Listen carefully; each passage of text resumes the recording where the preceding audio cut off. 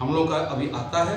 आदिवासी लोग पढ़ लिख गए हैं, पहले की तरह से नहीं सोचना चाहिए कि हम लोग इनको तो ठग जाएंगे तो ठग जाएगा, ऐसा नहीं है। वो लोग क्लेम करते हैं कि हम लोग इन लोगों को दिक्कू बोलते हैं, बाहरी लोग हैं। इनका इतिहास देखोगे तो ये लोग।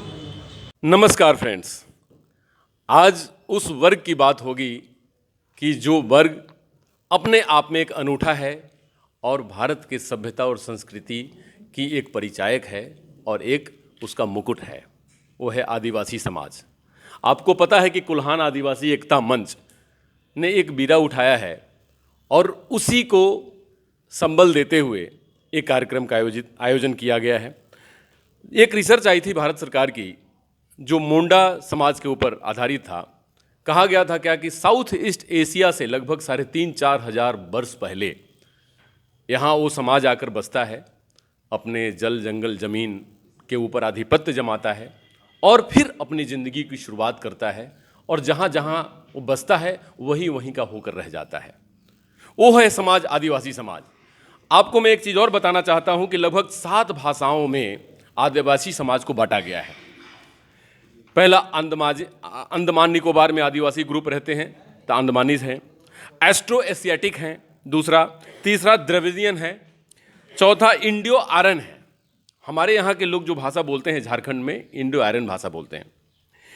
इसके बाद निहाली हैं, सीनो तिब्बतियन है जो नॉर्थ ईस्ट में भाषा बोलते हैं, और सबसे लास्ट है कारादाई जो कि बिल्कुल चाइना और जो जम्मू कश्मीर लेह लद्दाख का क्षेत्र है, बॉर्डर एरिया, वहाँ पे बोला जाता है।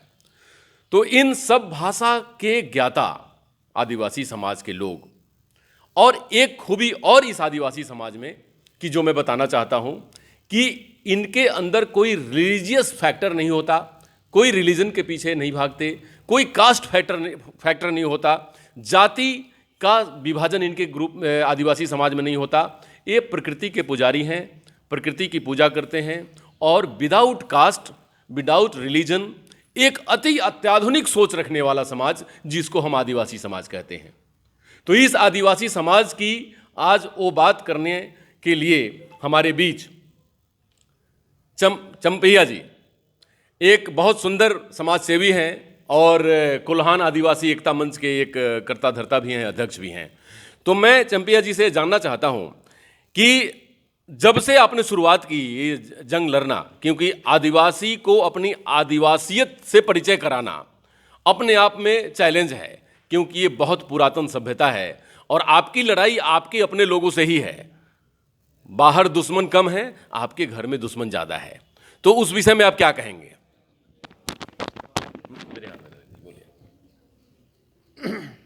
भाषा और संस्कृति से आपने शुरुआत की है जी। हम भी उसका जवाब देते हुए शुरू करेंगे। एक किताब है इंसाइक्लोपीडिया ब्रिटेनिका, जो वर्ल्ड के 7 या 9 यूनिवर्सिटीज मिलकर इसको बनाया है।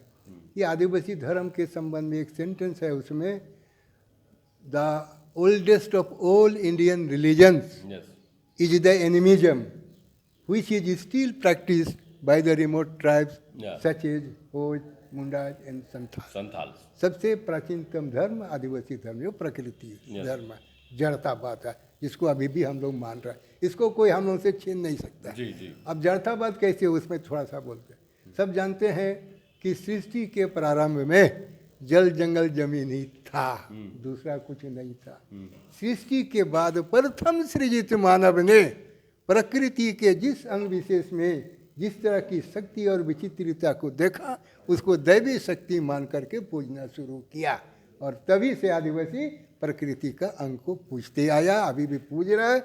इसलिए प्रकृतिवादी और प्रकृति पूजा। भाषा के बारे में भी उसी किताब में लिखा हुआ, the Austro Asiatic languages are also a source of some borrowing into the Aryan languages. ये प्रागैतिहासिक भाषा है। इस देश में जितनी भाषाएं हैं, उन भाषाओं में से प्राचीनतम धर्म आदिवासी एस्ट्रो एशियाटिक लैंग्वेज है। उसमें से हम लोग जैसे वो मुंडा संथाल बोलते हैं। अब भाषा को छीनने का लोग प्रयास कर रहे हैं, धर्म को खत्म करने का प्रयास कर रहे हैं। क्या हम ओरिजिनल आदिवासी उसको बर्दाश्त करेंगे? कतई बर्दाश्त नहीं कर सकते, क्योंकि ओरिजिनल आदिवासी होने के नाते हम लोग को और तो ज़्यादा नहीं बोलेंगे क्योंकि उसमें राजनीति हो जाता है, राजनीति को हम टच करना नहीं चाहेंगे। तो अब भाषा के संबंध में 2 स्टेट झारखंड और उड़ीसा गवर्नमेंट आदिवासी हो भाषा को अष्टम अनुसूची में प्रविष्टि देने के लिए रिकमेंडेशन किया है। सबसे पहले झारखंड किया है, उसके बाद उड़ीसा गवर्नमेंट किया है। जी। संविधान की अष्टम अनुसूची में भारतीय जितने भाषाओं को प्रविष्टि मिली है उसमें किसी भाषा को 2 स्टेट ने रिकमेंड नहीं किया है। केवल वो भाषा को ही 2 स्टेट रिकमेंड किया है, झारखंड और उड़ीसा। तो इसको किसी कमेटी में रेफर करने की ज़रूरत नहीं है, 2 स्टेट रिकमेंड किया है, अपने आप में इसका पल्ला बहुत भारी है। सीधे से बिल ला करके पार्लियामेंट में इसको रखना चाहिए और हो भाषा को अष्टम अनुसूची में प्रविष्टि मिलना चाहिए। लेकिन सरकार इसको भी नहीं कर रही है, इसके लिए भी हम लोग आंदोलन करेंगे। अब हाँ देवनाथ जी, आप विषय क्या आज का क्या है उसको संबंधित करते हुए इसको जोड़ते रहिए। आज का विषय है कुर्मी महतो अपने को आदिवासी सूची में शामिल होने का दावा कर रहे हैं। और दावा करने का मुख्यतः 2 बिंदु है। पहला बिंदु कि ब्रिटिश काल में हम कुर्मी मातों को एब्रोजिन्स माना गया था, आदिवासी माना गया था, और उसी आधार पर हम लोग को आदिवासी सूची में डाला जाए। लेकिन अगर इतिहास के परिप्रेक्ष्य में हम लोग इसको देखेंगे कि ब्रिटिश पीरियड में कुर्मी मातो क्षत्रिय महासभा का गठन करके यूपी, बिहार और बंगाल में ये गठन कर, साल वगैरह नहीं बताएंगे, लंबा होगा, ये क्षत्रिय महासभा का गठन करके अपने को क्षत्रिय घोषित किया। तो फिर किस आधार पर कहते हैं कि हम आदिवासी हैं, आदिवासी सूची में रखे जाएंगे? और उन लोग दावा करते हैं कि ब्रिटिश पीरियड का जो गैजेटियर है 1911 और 1921 के गैजेटियर में हम कुर्मी मातों को आदिवासी सूची में डाला गया था, उसी आधार पर हम लोग को आदिवासी सूची में रखा जाए। लेकिन अगर वह गैजेटियर में उन लोग आदिवासी सूची में था तो ब्रिटिश पीरियड में जो एक्ट वगैरह बना है, जैसे इंडियन सक्सेशन एक्ट, उसमें उन लोगों को आदिवासी नहीं माना है, हिंदू बना है। और ये ब्रिटिश पीरियड में बना है Chhotanagpur tenancy act. Chhotanagpur tenancy act में भी इन लोगों को आदिवासी नहीं माना है, ओबीसी माना है। अब सेक्शन में 46(1)(c) में इन लोगों को ओबीसी माना है और आदिवासी को सेक्शन 46(1)(a) में आदिवासी माना है। तो इसमें भी ब्रिटिश पीरियड में जो कानून बना है उसमें उन लोग को आदिवासी नहीं माना है। तो फिर किस आधार पर लोग कहते हैं कि हम लोग ब्रिटिश पीरियड में आदिवासी थे? अच्छा, आज़ादी के बाद भी इन लोगों को आदिवासी सूची में नहीं डाला गया। भारत का संविधान के अनुच्छेद 13(3)(a) में आदिवासी को रखा गया रूढ़ी प्रथा के तहत, और उसमें कुर्मी मातों को नहीं रखा गया। कुर्मी मातों को उसके बाद रखा गया है, उन लोगों को हिंदू में रखा गया है। और CNT एक्ट हो गया, और अब CNT एक्ट तो हमने बता दिया। संविधान जी बिल्कुल सुंदर बात बताई आपने, बड़ी टेक्निकल जानकारी दी। देखिए, लगभग हमारे झारखंड में 31 किस्म के कमोबेश आदिवासी प्रजातियां हैं, 32। तो ये 32 आदिवासी प्रजातियां हमारे यहाँ पे हैं, जिसमें संथाली, मोंडा, हो, भूमिज, इन लोगों की संख्या ज़्यादा है, या कुछ ऐसे लोगों की संख्या ज़्यादा है, कुछ तो बहुत ही मार्जिनल माने विलुप्त होते जा रहे हैं, लुप्त हो रहे हैं। तो इसमें लगभग आबादी की संख्या दृष्टिकोण से देखा जाए तो 18 लाख के आसपास है, मतलब 18 लाख कह रहे हैं, 58 लाख 59 लाख के आसपास है। परसेंटेज के दृष्टिकोण से राज्य में देखा जाए तो लगभग 17-18% हम लोग हैं पूरी आबादी का। तो 18% आबादी में हिस्सेदारी हमारी, 58-59 लाख आबादी हमारी, 31-32 प्रकार की प्रजातियां हमारी, लेकिन फिर भी हम अपने वजूद की लड़ाई लड़ रहे हैं। तो क्या हमारे समाज में नेतृत्व करने वाले लोगों की कमी है, या हमारे समाज से अभी वो नेतृत्व करता ही नहीं आया जो हमारे आदिवासी समाज को नेतृत्व करे और उसको हक दिलवाए, जो आज 4000 साल से वो हक मांगने के, उस हक को लेने के रास्ते पे लड़ रहे हैं, अपनी लड़ाई लड़ रहे हैं?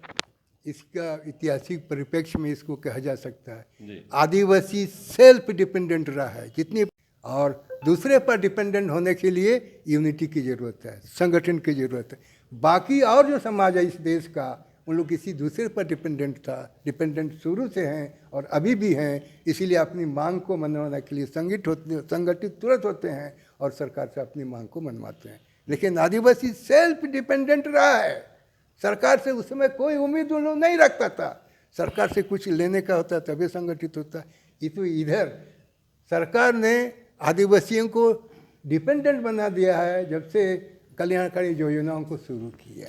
1 रुपया किलो चावल देने लगा, वृद्धा पेंशन वगैरह देने लगा, और जो कल्याणी योजनाएं लागू किया, उसके बाद से आदिवासी डिपेंडेंट हो रहा है। पहले सेल्फ डिपेंडेंट था, और सेल्फ डिपेंडेंट रहने के वजह से एक आपस में तुरंत संगठित होने का, एक दूसरे से जुड़ने का ये मानसिकता नहीं रही है। अभी ये मानसिकता डेवलप कर रहा है, और लोग जिस तरह संगठित हैं उस तरह से आदिवासी समाज विभिन्न प्रजाति के लोग भी संगठित होंगे, और संगठित होकर के ये लड़ाई हम लोग लड़ेंगे, जीतेंगे। देवेंद्रनाथ जी, बड़ी सुंदर बात कही है इन्होंने। आप कभी यूरोप के देश में जाएंगे तो वोट देने के बाद वो आदमी को उस पार्टी, राजनीति और राजनीतिक बातों से कोई मतलब नहीं रहता। जब मैंने आपको कहा था कि अत्याधुनिक समाज हमारा आदिवासी समाज ही एक ऐसा समाज पूरे भारतवर्ष में है कि जो कास्ट में विश्वास नहीं रखता, धर्म में विश्वास नहीं रखता, सिर्फ प्रकृति में विश्वास रखता है, जिसके पीछे पूरी दुनिया आज पागल है कि अगर प्रकृति बची तो हम बचेंगे, प्रकृति गई तो हम सब जाएंगे। आदिवासी समाज आज से हजारों लाखों साल पहले से, जब से एग्जिस्टेंस हुआ होगा, तब से उस प्रकृति के तरफ, प्रकृति के लिए और प्रकृति का होकर के ही रहा है। तो आपको पता है चंपिया जी ने जो बात बताई कि हम लोगों में राजनीतिक समझबूझ की बात नहीं है, राजनीति से कोई इंटरेस्ट ही नहीं रखता, बस राजनीति को एक अपना साधन समझता है, साध्य नहीं समझता। तो अब वो जरूरत है राजनीति को साध्य भी बनाने का और साधन भी बनाने का। तो आदिवासी समाज इतना आधुनिक समाज, जो सिर्फ डिग्रियों से आधुनिकता और पढ़ाई लिखाई से ही सिर्फ ज्ञान की बात नहीं होती है, ज्ञान की बात होती है प्रकृति से। तो वो ज्ञान तो हमारे समाज में है, लेकिन अब ये जो साधन और साध्य बनाना है राजनीति, क्योंकि राजनीति में इतनी शक्ति आजादी के बाद भारत के संविधान ने दे दिया है कि राजनीतिज्ञ जैसे चाहते हैं इस देश के संपत्ति को लूटते हैं, इस देश की संपत्ति को बर्बाद करते हैं, यहाँ के समाज में क्लासिफिकेशन करते हैं, जाति, धर्म और बहुत सारे राजनीति की बुनियाद और बीज बोते हैं। तो उसके लिए आप क्या कहना चाहेंगे कि राजनीतिक दृष्टिकोण से भी हमारा समाज आगे हो, या आदिवासी समाज हमारे देश के मुख्य धारा में आए, क्या कहेंगे आप? राजनीति में कोई चरित्र नहीं है, राजनीति में कोई मानवता नहीं है, राजनीति में कोई नैतिकता नहीं है। लेकिन आज़ादी के बाद प्रजातांत्रिक व्यवस्था में राजनीति बहुत बड़ा हथियार हो गया, और राजनीति को अपना हथियार के रूप में लाने के लिए आदिवासी में भी जो मोरालिटी था, जो चरित्र था, आस्ते आस्ते पतन हो रहा है। और समाज की तरह नहीं तो आदिवासी समाज में इतना ऐसा नैतिकता थी, 12 बजे रात में भी एक जवान लड़की अकेले भी चलती रहे, समाज के कोई आदमी छेड़ता नहीं था, बल्कि घर बुलाकर उसको बना देता था। आदिवासी समाज में कभी रेप नाम की कोई चीज़ नहीं थी, चोरी नाम की चीज़ नहीं थी, डकैती नाम की चीज़ नहीं थी। आदिवासी मानवता, जैसे हो लोग हैं, आदिवासी कहे उपजाति हो का अर्थ होता है मानवता। किसी से नफरत नहीं करता है, किसी से घृणा नहीं करता है, सबको समान रूप से समान मान सत्कार देते हैं। ये आदिवासी समुदाय की सबसे बड़ी विशेषता है। लेकिन राजनीति होने के वजह से अब आदिवासी में भी वह क्रूरता, चरित्रहीनता, अनैतिकता खत्म हो रही है, और ये शायद खत्म होगा तभी आदिवासी एकजुट हो जाएंगे। नैतिकता खत्म हो जाएगा, तुरंत एकजुट हो जाएंगे औरों की तरह, और इस दिशा में अभी आदिवासी चल रहा है। नैतिकता का थोड़ा पतन हो रहा है, चरित्र का भी पतन हो रहा है। ये सब समाज की देन है, और इसको आदिवासियों को अडॉप्ट करना पड़ रहा है अपने को संगठित करने के लिए। बिल्कुल आपने सर सही कहा कि महाभारत की लड़ाई में जब कौरव से पांडवों की लड़ाई हो रही थी, तो भगवान कृष्ण से युधिष्ठिर ने सवाल पूछा कि हमको उनसे लड़ना है कि जो बिल्कुल अत्याचारी हैं, वो नीति पे चलते ही नहीं। तो भगवान कृष्ण ने कहा था, जैसे आज देवेंद्रनाथ जी ने कहा है, कि अनीतिगत लोगों से लड़ने के लिए आपको नैतिकता छोड़नी पड़ती है। तो हमारी आदिवासी समाज में भी धीरे धीरे क्षरण हो रहा है, और उस लेवल में पहुंच रहे हैं जहां पर पहुंच के उनसे लड़ें और अपने अधिकार और हक की लड़ाई लड़ें। सर, बहुत सुंदर आज बात कही। अगर इस विषय पर चर्चा की जाए तो बड़ी लंबी होगी, लेकिन मैं अब आपसे आखिरी सवाल पूछना चाहता हूं कि जो आपने मंच और इसके द्वारा चलाए जा रहे कार्यक्रम, उसके तत्वाधान में आप क्या चाहते हैं और अपने युवाओं को क्या संदेश देना चाहते हैं, वो बता दें। ब्रिटिश पीरियड में भी कुरुई मातो आदिवासी नहीं रहे, और आज़ादी के बाद भी कुरुई मातो आदिवासी नहीं है। चूँकि इतना बार क्लेम उन लोगों ने किया, सामान्य प्रक्रिया के तहत उन लोगों की मांग को हर जगह हर समय खारिज किया गया है। लेकिन आप दबाव दे रहे हैं सरकार पर कि अगर ऐसा नहीं होगा, बिल नहीं लाया जाएगा, सामान्य प्रक्रिया में तो फेलियर हो गया। अब अगर उन लोगों के पक्ष में केंद्र या राज्य सरकार बिल ला करके कानून बना देगा, तब संभवतः उन लोग को आदिवासी सूची में डाला जा सकता है। ये इन लोगों का मकसद है और इसको हम लोग कामयाब नहीं होने देंगे। और उसके लिए जो यहाँ जितनी प्रजातियाँ हैं सबको हम लोग एकजुट करेंगे और उन लोगों से भी भयंकर आंदोलन हम लोग करेंगे। उन लोग तो 4 दिन का रेल रोको आंदोलन किया, हम लोग तो तब तक ये आंदोलन करेंगे जब तक हम लोग की मांगे नहीं मानी जाती है। उन लोग को आदिवासी सूची में जब तक शामिल करने से नहीं इनकार करता, तब तक हम लोग आर्थिक नाकेबंदी तब तक करेंगे जब तक हम लोग की मांगे नहीं सुनी जाएगी। ये हम लोग का मकसद। धन्यवाद सर, धन्यवाद। आज बड़े सुंदर तरीके से इन्होंने बताया कि आदिवासी समाज के ऊपर जो कार्यक्रम चलाए जा रहे हैं उनको एकत्रित करने की ज़रूरत है। और आज जो होड़ लगी हुई है कि मैं भी आदिवासी बन जाऊं, मेरे वर्ग के भी लोग आदिवासी बन जाएं, हम सभी आदिवासी बन जाएं, लेकिन शायद उनको ये पता नहीं कि आदिवासी तो प्रकृति प्रदत्त वर्ग है, ग्रुप है, उसमें शामिल नहीं होया जाता। उसमें गॉड और आपके जन्म से आप उसमें शामिल होते हैं, न कि किसी दबाव और किसी राजनीति से शामिल होते हैं। तो इनकी लड़ाई बहुत बेहतर होगी और हमें ऐसा लगता है कुछ कहना चाह रहे हैं। एक बार जी देखिए, आदिवासी बाकी समाज जी जाति को 4 तरह से अपनाते हैं: by birth, by marriage, by conversion, by adoption. लेकिन आदिवासी 4 में से केवल एक को अपनाते हैं, बाई बर्थ। अपनी जाति को इनहेरिट करते हैं जी। किसी जाति को इन लोग एडॉप्ट नहीं करते हैं, किसी जाति में कन्वर्ट नहीं होते हैं, शादी से भी किसी जाति में शामिल नहीं होते। यहाँ अगर आदिवासी गैर आदिवासी लेडीज से शादी कर लेता है तो जब तक हम औरत या माँ जिंदा रहती है तब तक समाज उसको आत्मसात नहीं करता है। लेकिन माँ के निधन के बाद जो बच्चे हैं उन लोगों को शुद्धिकरण, सामाजिक शुद्धिकरण करके उन लोगों के बच्चों को समाज आत्मसात करता है, उसकी माँ को आत्मसात नहीं करता है। ये हम लोग बाई बर्थ अपनाते हैं जो बाकी समाज में और है नहीं, इसीलिए विशुद्ध रूप से आदिवासी समाज है बाकी की तरह। धन्यवाद, धन्यवाद सर, धन्यवाद। यही बात मैं कह रहा था और मैं उम्मीद करता हूं कि आप लोग इस कुल्हान आदिवासी एकता मंच ही नहीं, पूरे विश्व और पूरे देश के आदिवासियों को एकत्रित करें और अपने हक की लड़ाई लड़ें, क्योंकि आपकी हक प्रकृति प्रदत्त है, इसे कोई छीन नहीं सकता। नमस्कार, डॉक्टर अनु शर्मा की तरफ से।